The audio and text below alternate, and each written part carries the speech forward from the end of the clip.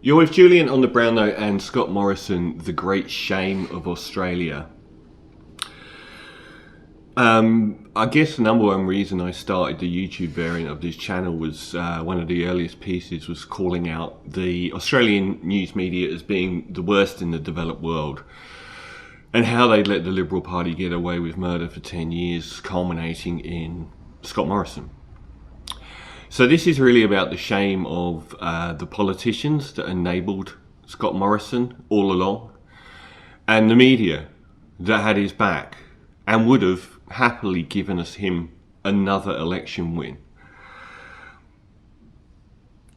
There's been a story from Fran Bailey, who was the former tourism minister, revealing why she sacked Scott Morrison after the infamous Lara Bingle ad. Now, Scott Morrison's past is amazingly murky. We still don't really know why he lost a couple of very prominent roles. The former tourism minister Fran Bailey claimed she felt bullied by Morrison, a slight theme on that one, with regards to other people that have called him a bully. She added ordered the then Tourism Australia board, Tim Fisher, to terminate his contract amid claims he had no respect for colleagues. Arrogance being part of Scott Morrison? Bailey said the same type of behaviour was displayed by Morrison 16 years later when he secretly swore himself into 5 different ministries. What's changed my mind is that all these characteristics that make up Scott Morrison, the secrecy, the supreme belief that only he can do a job, the lack of consultation with those closest to him, they were all evident 16 years ago. Ms. Bailey's kept quiet for the past decade and a half on why Morrison was sacked. She's only lifted the lid since his secret ministerial roles were made public. Essentially, it came down to a complete lack of trust in him. It's not something I've stewed over 16 years. I've certainly become very concerned as he worked his way through the ministry towards becoming Prime Minister, because I know what it was really like to work with him. She said the last straw was a dispute over the well-known "Where the bloody hell are you" campaign. It cost $184 million of taxpayers' money. Ms. Bailey said Morrison didn't disclose why he chose that particular ad agency and point blank refused to share documentation. Morrison reached a settlement with Tourism Australia and was dumped from the role in 2006. And we'll come back to that scandal a little bit later. Now, Fran Bailey's been getting some stick here. Why didn't you come forward earlier? Fran Bailey is the only one that sacked him. She actually sacked him. Why is she getting stick for not coming forward? What about the last 16 years of his male colleagues enabling his path towards becoming Prime Minister? People are saying, why didn't anyone speak up about Scott Morrison? I did. Half the country was screaming about Scott Morrison. We knew exactly who he was before the miracle election. We couldn't believe how such an awful man was being promoted to that job. Even at the start of his election campaign, where the Liberals simply sack an unpopular leader, put a new one in and win an election, which they could have done probably with Scott Morrison, but he was the bridge too far. They couldn't get rid of him. They got rid of Abbott, won an election. Got rid of Turnbull, won an election. If they'd have got rid of Scott Morrison, they would have won an election. Right at the start of when he took over from Malcolm Turnbull, 2 things immediately happened. He tried with amazing, dangerous incompetence to move the Israeli embassy to Jerusalem to benefit David Sharma's election prospects in an electorate with a higher proportion than average of Jewish voters. A remarkably dumbfounded, idiotic move with widespread global ramifications. Pure ScoMo. And then he rides around Queensland in a tour bus and was even busted from flying from one destination to another to meet up with a bus. The press let him get away with everything. He's shown dangerous, reckless intellect and judgment throughout, but he's also a chameleon. He is completely empty. So when Dutton tried to roll Malcolm Turnbull, he saw an opportunity. And even though he was as obnoxiously awful as Peter Dutton for years in Parliament, as he was routinely demonising refugees, he rebranded himself. He rebranded himself into Scott Cam, the daggy dad who wears football shirts, likes a can of beverage and cooks curries, and the media let him get away with it.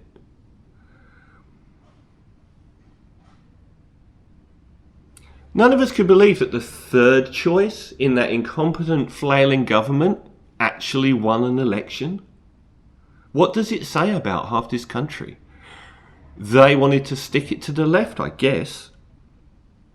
He was third choice against Bill Shorten, a fine man who had led a very tight Labour ship and had a brilliant raft of policies. And there was Scott Morrison, an awful human being who stood for nothing. And he was the one that got the free ride from the press. And when it comes down to it, the reason the press turned on Bill Shorten was they wanted to keep their delicious franking credits and negative gearing. They didn't want him going after their delicious money, and that was it. People like the Sydney Morning Herald ran something like 20 times the number of stories on franking credits and hard done by pensioners than they did on climate change. The press knew who ScoMo was. How could you not? He radiates it the second you see him. But they were actually happy for us to suffer this awful human being rather than lose that delicious money. A bit like with Boris in the UK, where people like The Guardian and the BBC knew exactly what was coming with Boris Johnson, Brexit and him. And rather than have Jeremy Corbyn leading the country, they would rather put us through that. And given the $100 million in sports rorts and the $600 million in car park rorts, all under ScoMo's Teflon tenure in office, how much corruption was involved in that election? And what of the 1,000 appointments, something like 1,000 appointments from ScoMo's office of jobs being paid for by the taxpayer? Given his background in Hillsong and how he believes in dominion theory, which is a divine right to rule, and also believes in the Seven Mountains mandate, both Pentecostal Bibles, where they seek influence in, education, the military, the media, politics. How many of those 1,000 positions are connected to his religious brethren? We need to audit this stuff. I saw a story many years ago, and I ain't saying it's true. It was probably 10 to 15 years ago, and some guy wrote in anonymously, so I don't know if it's true, but it bears some resemblance to the Scott Morrison that we've seen. He said that he worked for an advertising company in the 90s with Scott Morrison. He'd worked for months on a campaign. He took it to Scott Morrison to get some feedback. And he claimed that Scott Morrison then presented his entire project as his own. And when he confronted Scott Morrison, he said that Scott Morrison laughed in his face. This is the behaviour of a sociopath, if true, which I ain't saying it is. It's the media and his colleagues. His colleagues called him every name under the sun in private. They didn't let the public know.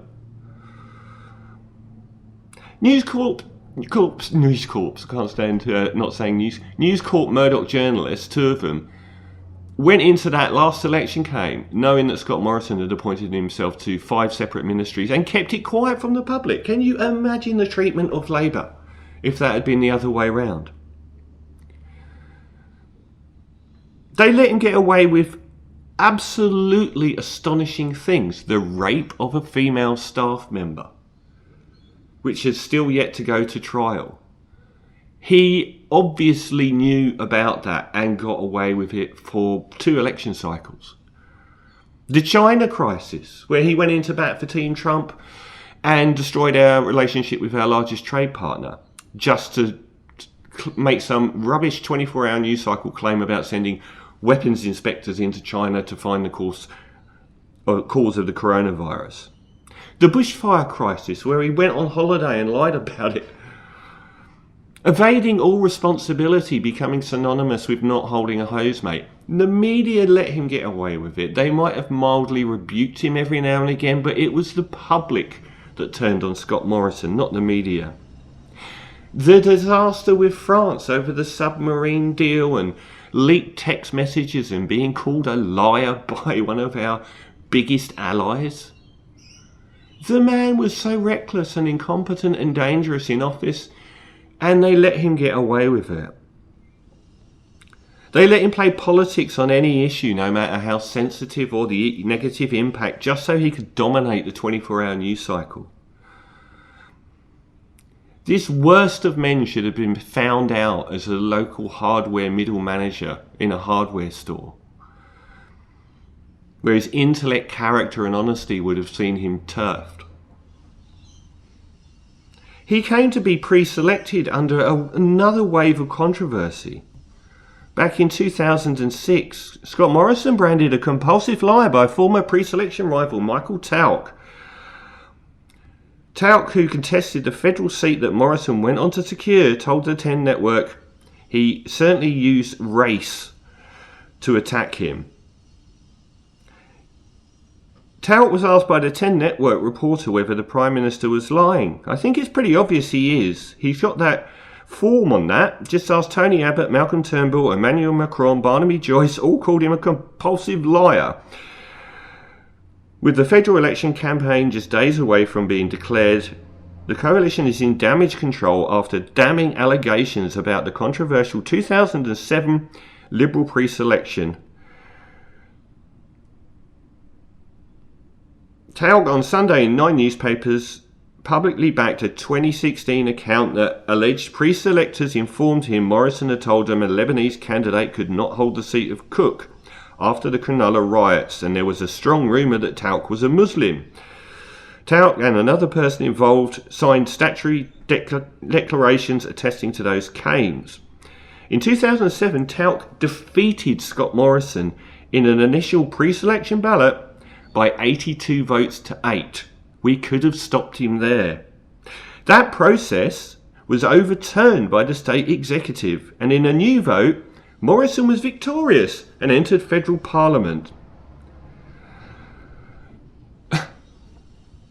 He lost 82 votes to 8 on pre-selection because he's such a good campaigner. And they end up overturning the verdict. And do you know what else happened then? The Murdoch press trashed Talc, publicly trashed him, and then after Morrison was installed, paid Talc damages for lying about him. Even back then, the Murdoch press was going into bat. I mean, not only has he got this incredibly murky employment history, but from his time in Tourism Australia, there is an enormous cloud over a $180 million campaign that Morrison was involved with. Scott Morrison was sacked as Managing Director of Tourism Australia in 2006. For 14 years, the sacking has remained one of the best kept secrets in Parliament. There's been considerable conjecture, but it's clear the lack of transparency and accountability surrounding the $180 million tourism campaign and awarding the contract to M&C Saatchi played a key part. The campaign's tender process was heavily criticised by the ad industry, with players moaning the tender criteria skewed towards a particular agency.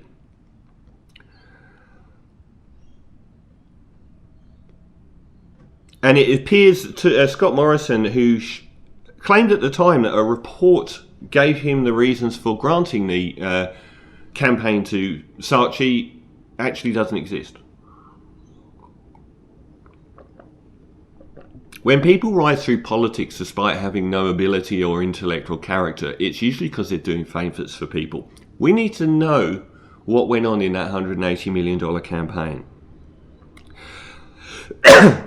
But make no bones about it, his colleagues and the press would have let him win this election that he just lost. A couple of years ago, he was wiping the floor with Anthony Albanese. Anthony Albanese got no press at all.